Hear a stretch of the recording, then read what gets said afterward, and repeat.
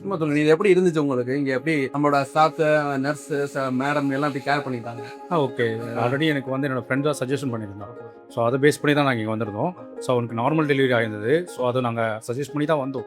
அங்கே கேட்கும்போது அவங்க நல்லா பாசிபிளாக இருந்து தான் சொன்னாங்க. பட் சுச்சுவேஷன் வந்து பார்த்தீங்கன்னா அவங்க சரி பண்ணுறோம். ஸோ மற்றபடி எனக்கு ஸ்டாஃப்ஸ் எல்லாம் வந்து பார்த்தீங்கன்னா ஆல்ரெடி எனக்கு தெரிஞ்ச ஸ்டாஃப் தான். தேன்மொழி மேடம் வந்து எனக்கு வந்து பார்த்தீங்கன்னா ஆல்மோஸ்ட் வந்து 8 இயர்ஸாக தெரியும். ஏன்னா என்னோட கசின், என்னோட ரிலேட்டிவ்ஸ் ஒருத்தவங்க அவங்ககிட்ட ட்ரீட்மெண்ட் எடுத்திருந்தாங்க கிளினிக் இருக்கும்போது. ஐயப்பாக்கம் தான் கிளினிக் வச்சிருந்தாங்க. ஸோ அப்போதுலேருந்தே எனக்கு அவங்களுக்கு தெரியும். ஸோ அது மட்டும் இல்லாமல் அவங்களோட எக்ஸ்பீரியன்ஸும் எனக்கு நல்லாவே தெரியும். ஸோ அதை பேஸ் பண்ணி தான் நாங்கள் சூஸ் பண்ணோம்.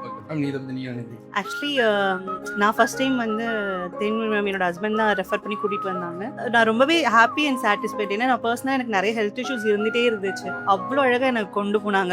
இன்ச் பை இன்ச் என்னை எப்படி டேக் கேர் பண்ணணுமோ அது பண்ணாங்க. டெலிவரிக்குமே நல்லா சப்போர்ட் பண்ணாங்க. அதை விட ஸ்டாஃப் இங்கேருந்து ஸ்டாஃப் வந்து ரொம்ப நல்ல சப்போர்ட். எனக்கு இந்த ஆம்பியன்ஸ் எல்லாமே ரொம்ப க்ளீன் அண்ட் நீட்டாக இருக்குது. ஒரு நாளைக்கு ஒரு 2-3 டைம்ஸ் வந்து கேட்டுகிட்டே இருக்காங்க, க்ளீன் பண்ணணுமா. அந்த மாதிரி எல்லா சப்போர்ட்டுமே ரொம்ப நல்லா பண்ணிட்டு இருக்காங்க. தேங்க்யூ.